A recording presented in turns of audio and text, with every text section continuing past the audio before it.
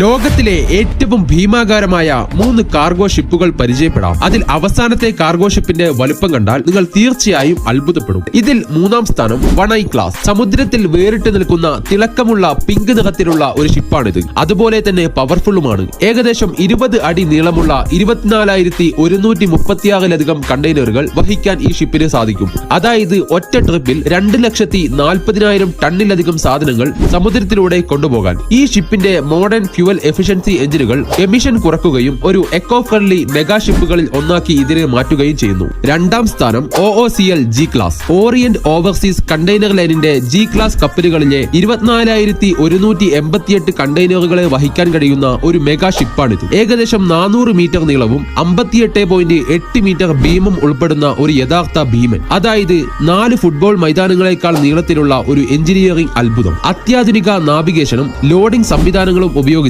ഈ ഷിപ്പിന് ടൺ കണക്കിന് ഭാരമുള്ള ചരക്കുകൾ കൃത്യതയോടെ വഹിക്കാൻ കഴിയും. 1-ാം സ്ഥാനത്ത് ആരാണെന്ന് അറിയുന്നതിന് മുമ്പേ ചാനൽ ഒന്ന് സബ്സ്ക്രൈബ് ചെയ്യാനും ലൈക്ക് ചെയ്യാനും മറക്കല്ലേ. ഇതിൽ 1-ാം സ്ഥാനം MSC ഐറീന.